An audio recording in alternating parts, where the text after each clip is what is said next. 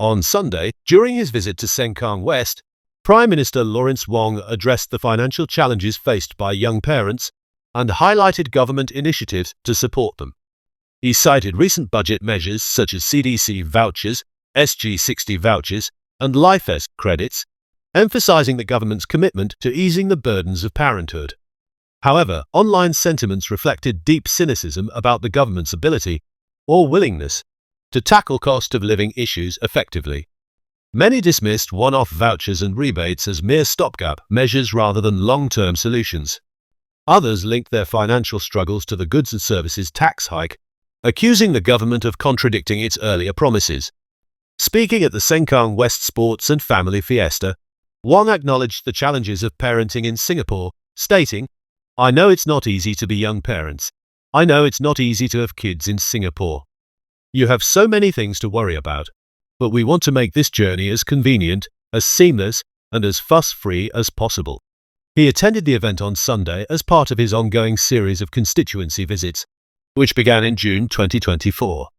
Wong's visit to the opposition-held ward of Sengkang GRC took place on the first weekend, after the country's new electoral boundaries were released on 11th March.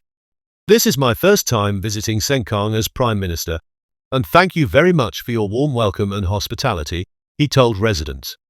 As a relatively young town, Sengkang has a younger-than-average electorate, with more than 50% of residents under 40 and just 19.2% aged 60 and above. Wong assured young parents that the government would support them in areas such as preschool, education, housing, and cost pressures. He emphasized that Singapore must navigate its next phase of development amid global uncertainties, warning that no one would come to its rescue if challenges arise. Instead, he urged Singaporeans to stand together in defending and advancing the nation's interests to ensure its survival and success. Wong attended the community event in Anchorvale alongside advisors to the Sengkang GRC grassroots organizations, including Dr. Lam Pin Min, Associate Professor Elmi Nekmat, and Ms. Theodora Lai. Lawyer Kowal Pal Singh, a long-time PAP activist, was also present and has been seen accompanying Dr. Lam at house visits and constituency events in Sengkang West. Bernadette Guillaume, 38, a director at Creative Eateries, was also spotted at the event. She was appointed chairwoman of the PAP's Sengkang East branch in January.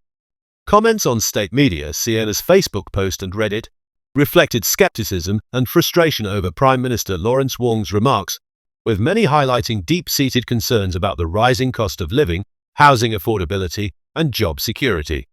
Many lamented that surviving on a single income has become increasingly difficult, leading to a growing reliance on dual-income households. Despite making significant financial sacrifices for their children's education, parents fear that economic uncertainties offer no guarantee of a secure future. Concerns were also raised about wages failing to keep pace with inflation, unaffordable healthcare, and soaring insurance premiums. Several netizens pointed to high BTO prices and long waiting times as major obstacles to family formation, arguing that public housing must be made more accessible to support financial stability and encourage higher birth rates. Some dismissed one-off vouchers and rebates as temporary relief rather than sustainable solutions. They questioned the government's commitment to tackling high costs, arguing that similar measures had failed in the past.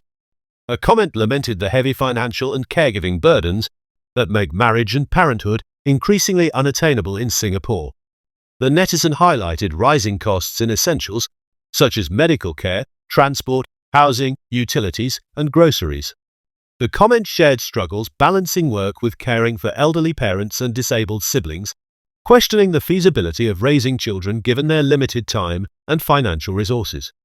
Many linked their financial hardships to the goods and services tax increase, accusing the government of contradicting its earlier promises.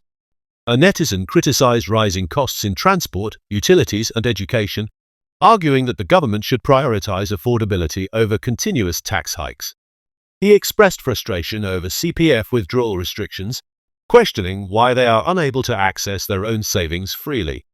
A netizen expressed doubt that Singapore's leaders truly understand the struggles of ordinary citizens, suggesting they are detached from the realities faced by the lower and middle classes. He compared this to CEOs of large organizations, arguing that those at the top prioritize their own benefits over improving workers' wages. Some netizens found it ironic and amusing that PM Wong's visit to Sengkang was portrayed as a major event, as if he were venturing into unfamiliar territory. They pointed out that Sengkang is easily accessible and that politicians could visit more frequently if they truly wanted to engage with residents. Many saw this as yet another example of the PAP's limited presence in opposition-held wards, viewing Wong's visit as more symbolic than a sincere effort to connect with Sengkang residents. Formed in 2020, Sengkang GRC was won by the Opposition Workers' Party in the last election and is one of 9 constituencies that will not have their boundaries redrawn for the 2025 polls, expected by mid-year. On 16 March, as PM Wong was leaving Anchorvale, Sengkang GRC MP James Lim was seen speaking to residents at Anchorvale Village. Associate Professor Lim stayed to observe the official opening of the mall, which was officiated by Senior Minister of State for National Development Sim An. When approached for comments, he declined to respond, according to CNA.